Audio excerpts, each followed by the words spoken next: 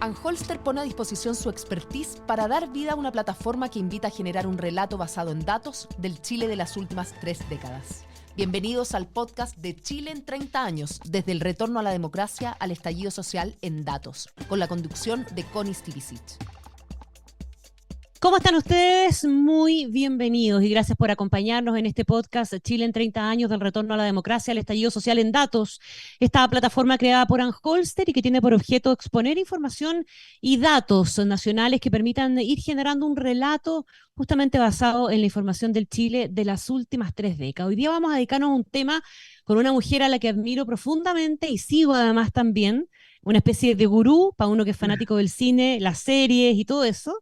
Queremos conversar sobre cultura, entretenimiento, el interés de los chilenos por el cine y la producción de teleseries con la periodista y crítica de cine y streaming Ana Josefa Silva. ¿Cómo estás tú?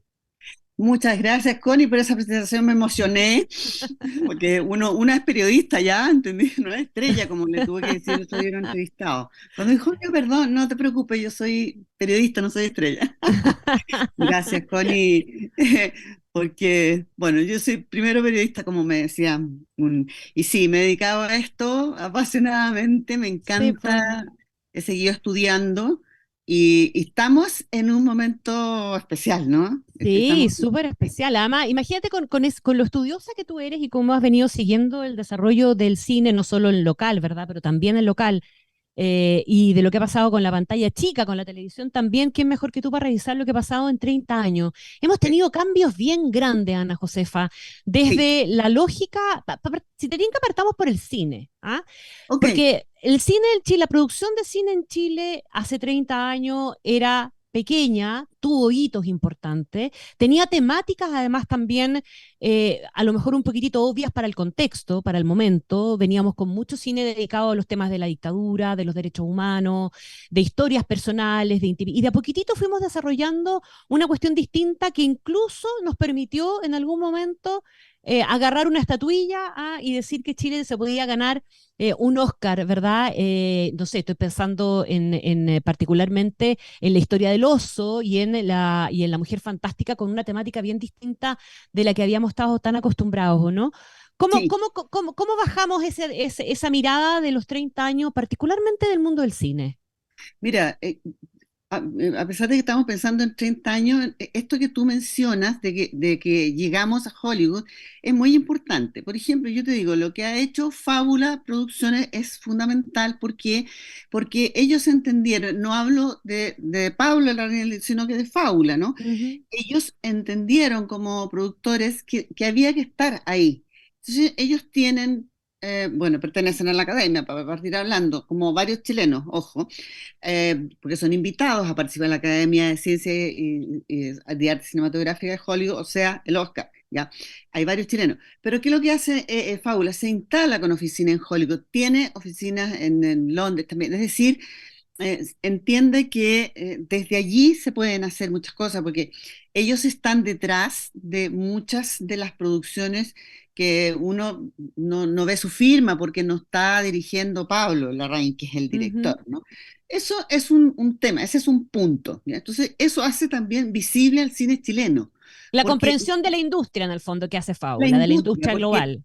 totalmente, porque es un dato de la realidad. O sea, si tú me hablas de cine, yo te empiezo a hablar de Berman, tengo por ahí bueno, aquí, qué sé yo, a Kurosawa, en fin, porque uno, cuando aprende cine, aprende de esos maestros, te fijas que vienen, qué sé yo, el expresionismo alemán que viene de comienzo del siglo, cuando parte el cine, ¿no? Pero la industria siempre ha estado afincada en Hollywood. Es fascinante la manera como se creó Hollywood, lleno de inmigrantes, muchos judíos Ujú. escapando naturalmente Sí. antes, después de la guerra, etcétera, y sigue siendo lo que más se proyecta. Finalmente, ¿qué es lo que vemos por televisión nosotros? El Oscar. No Ujú. vemos Cannes, no vemos Mm. esos festivales clase A. Yo lo miro con ojos largos, ¿sí? Pero, Sí. pero ¿qué es lo que vemos? Entonces, y además tiene algo importante en la academia, esto que tú mencionabas, que pueda unos chilenitos, y es como unos chilenitos, además un corto animado, va a ganar un Oscar, es bien emocionante Mm, eso. mm, Yo estuve con mm. ellos, me acuerdo, un mes antes del Oscar en un programa, decía, mira, tenemos la competencia de Pixar, por decirte, y decía, bueno, no sé, o de DreamWorks, una cosa así, y ganan. Entonces, ¿por qué lo que pasa? Porque esto es la academia, ¿por qué subsiste como industria? Porque ha sabido abrirse y es capaz de darle el premio a mejor película a una película coreana y además dársela a película internacional. Mm, mm. Entonces, es capaz de abrirse a otras cinematografías. Entonces, no es tan fatal Hollywood, digamos, por decirlo de algún modo. Entonces, creo que Claro. eso fue importante. Tú mencionaste algo también, que es la temática. Eh, para mí, esto de que el cine chileno siempre habla de la dictadura es algo que todavía está en la mente de las personas. Sin Sí. embargo, fíjate que me acuerdo de ir al Festival de Cine de Guadalajara, el siglo pasado, por supuesto, eh, algo que organizó el Goethe de allá, Institute, y me pidieron me acuerdo, un artículo, y les hice un artículo en que decía que El Chacotero Sentimental, hablando de una película muy exitosa, Mm, ¿no? Como que marcó un antes y un después. No solamente porque atrajo mucho público a las salas, sino que porque ahí tienen las cifras, es una cosa impresionante, sino porque el cine se abrió y dejó el cine chileno de ser un género, como digo yo.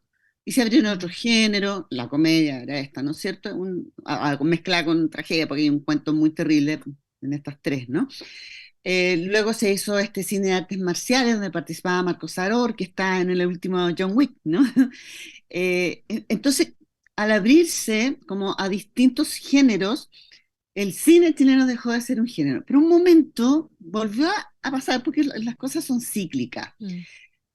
Y la gente, por ejemplo, yo me acuerdo cuando comenté 1976, que me parece una película preciosa, el debut de Manuela Martelli en la dirección, que se ganó a Lynn Oppenheim Mejor Actriz, el Círculo Crítico, y que le dio muy bien a esa película. O sea, y recuerdo así en las redes sociales decir, ay, siempre hablando del cine chileno de dictadura. Y no es real. La No, verdad es no, que si no tú sé. tomas no sé, se estrenan estamos hablando de largometraje, ya no hablemos, no pensemos en largometraje, 45 largometraje, algo así, lo que es increíble, porque Mm, hubo años, tiempo de la dictadura, que no se estrenó ninguna película. sí. Y yo alguna vez llegué a titular en primera página, en la segunda, se estrenan 10 películas chilenas, era como increíble. Hito. Bueno, ahora se estrenan 45, 50, y si tú revisas esas películas, sí hay un puñado que sí habla de la dictadura, pero no es ni la mayoría Mm, ni de mm. lejos. Pero está Déjame, instalado. sí, sí, bueno, son los prejuicios, son las cuestiones que quedan instaladas y que cuesta ir rompiendo. Déjame preguntarte por la evolución de la gente respecto de ir al cine también, porque ahí también nos pegamos un salto grande. No solo aumentamos de manera importante la cantidad de salas, a precios relativamente razonables. Claro, vamos a decir que la pandemia marcó un quiebre y probablemente junto con la pandemia la irrupción del streaming marca otro quiebre. Sí, Hay gente que hoy día puede armar una sala de cine en su casa, ¿verdad?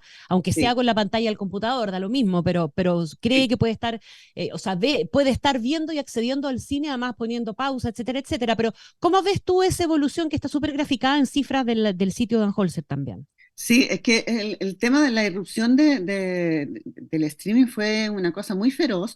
Se cruzó también con un momento, porque ya estaba, ¿no? El estallido social fue muy, muy rudo, porque detuvo, sobre todo muchas salas, había como ya sectores de Santiago que el cine se había expandido, surgió la multisala, porque la Claro. multisala es relativamente reciente, ¿no? La multisala, en fin, y algunas de estas multisalas destinaban una de esas salas a algo que no fuera el blockbuster, ¿no? Algo, una película distinta. Entonces, esto golpea como a sectores importantes de Santiago y enseguida la pandemia. El streaming ya estaba Ujú. instalándose y el streaming empieza a crecer. Bueno, y en pandemia, evidentemente, bueno, y tú lo tienes en las cifras, a ver, no se podía ir al cine, estaban cerrados, o sea, eso Sí, está po. claro, digamos, fue un tema muy tremendo, sobre todo para los cines más pequeños. Estoy pensando en el cine El Biógrafo, que sigue ahí peleándola, subsistiendo, además está ubicado en Las Tarrias, que, tratando de programar buen cine, etcétera, pero también les golpeó mucho las multisalas, ¿no? Y el streaming creció exponencialmente porque estamos hablando de pandemia. Pandemia significa mundial. La gente dice pandemia mundial, está siendo reiterativa. Pandemia es Ujú. mundial. En todo el mundo, yo me acuerdo haber hecho como un catastro de las plataformas que habían, ya se me olvidó la cantidad, y empecé como a buscar, estoy hablando del año pandémico, un poquito quizás en 2021, y me encuentro que en Estados Unidos hay, no sé, 200 Mm. plataformas, por ejemplo. Cuando digo plataformas, estoy hablando de Netflix, no sé, Equivalentes a, claro.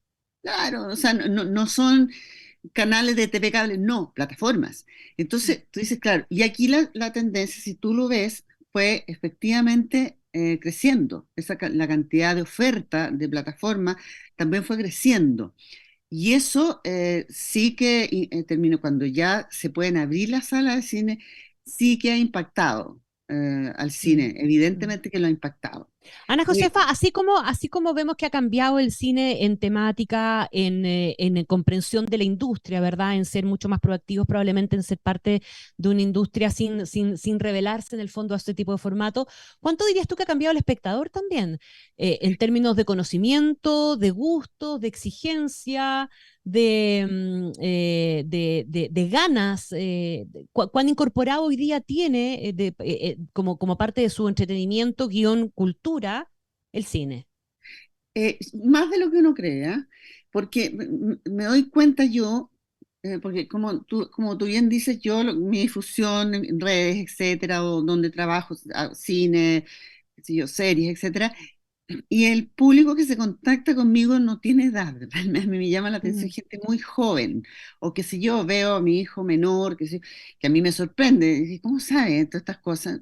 Ellos ya lo tienen como incorporado. Mm. Lo que sí ocurre es que para ellos entienden que hay películas que van a ir a ver al cine, ellos Claro. eso lo tienen claro. Las escogen con pinza. Mm. Sí, saben, bueno, de hecho, James Cameron, bueno, acaban de subirla, de hecho, a Disney Plus, pero James Cameron cuando hace Avatar, incluso el uno, él esperó cierta tecnología, pero cuando hace Avatar, El Camino del Agua, es una película pensada para verse en cine. Yo la fui a ver en una privada con anteojos, con no sé qué, con un cuanto, aquello que te puede proporcionar aquella sala de cine, digamos. Ujú. Entonces, es complicado, digamos, para el cine independiente, que no piensa en aquello, sino que piensa en el contenido del guión, el concepto de cómo vas a hacer la cámara, etcétera.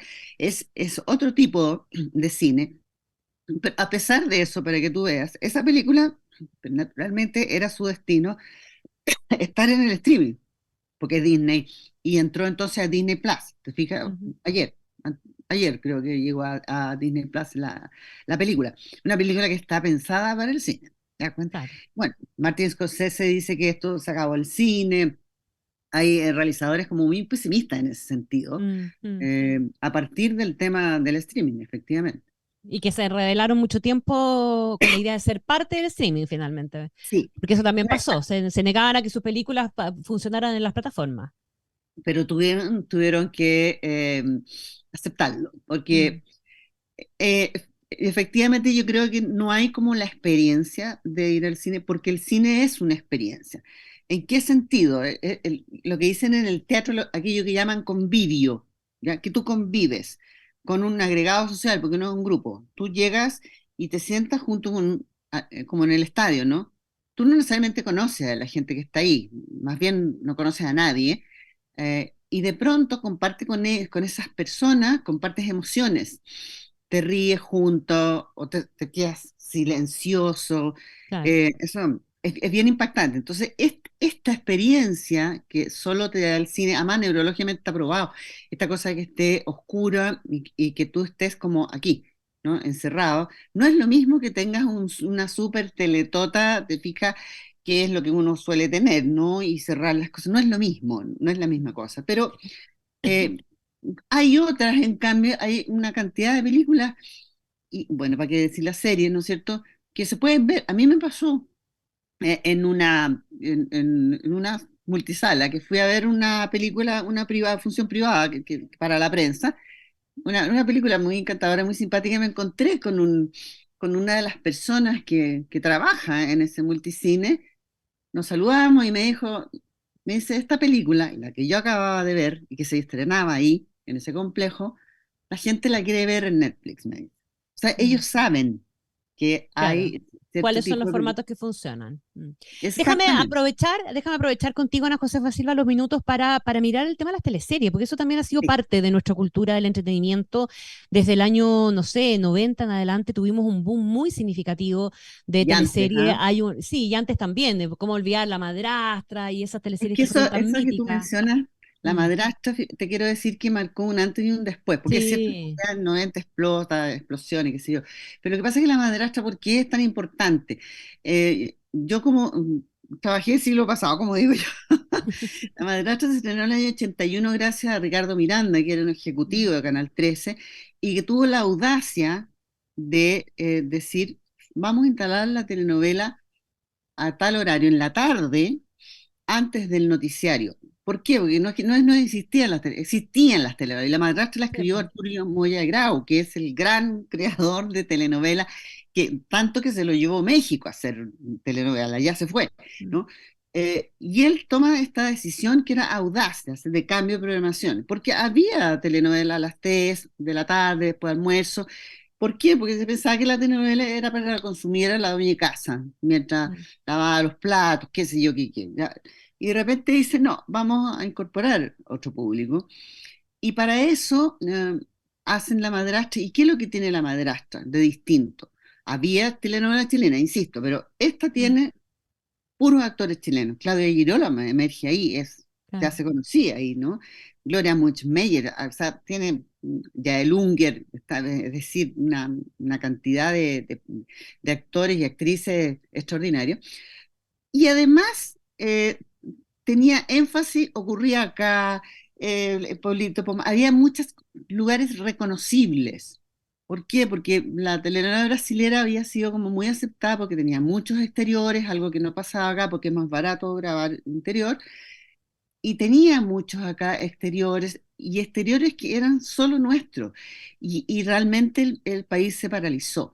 Entonces, luego viene, como dices tú, ya este boom de los 90 es que no solamente no pararon de hacer estas telenovelas exitosas, No, no, empezaron porque eran cantidades industriales, ¿ah? O sea, de verdad, por a... director hablamos de muchas teleseries, de mucho copamiento de parrilla de los canales Todos los canales. claro, y también de movimientos de horario, pues terminamos además con teleseries nocturnas, etcétera, Ese es el etcétera. otro punto. Un Mm, momento en que, claro, que dijeron ya, ok, ¿qué más hacemos? Ok, porque la telenovela es un género, obvio, y los géneros tienen sus elementos, y tú te mueves ahí, digamos. ujú. Entonces, ¿qué es lo que y alguien dijo? Bueno, vamos a hacer la telenovela nocturna. ¿Qué le pasa con la telenovela nocturna? Que le permite incluir otros elementos que en esos horarios no se podían incluir. ¿Ya? Entonces, por ejemplo, ¿Dónde está Elisa?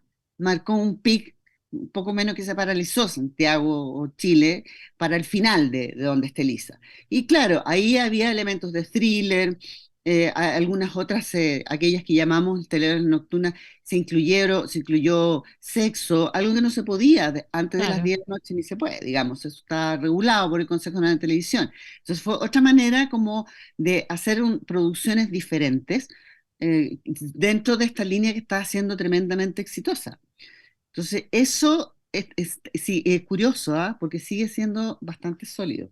Sigue siendo muy sólido, sí, pues Sí, buena parte del éxito de muchos canales está justamente en la apuesta de las teleseries. Un minuto, que es lo que nos queda, Ana Josefa Silva, para las series, porque también las series terminaron instalándose o sí, irrumpiendo probablemente, yo creo que la pandemia colaboró, pero yo soy fanática de las series desde hace mucho tiempo, y sí. terminaron reemplazando en alguna medida o a las teleseries o incluso, a lo mejor no para no tan bueno, a la lectura.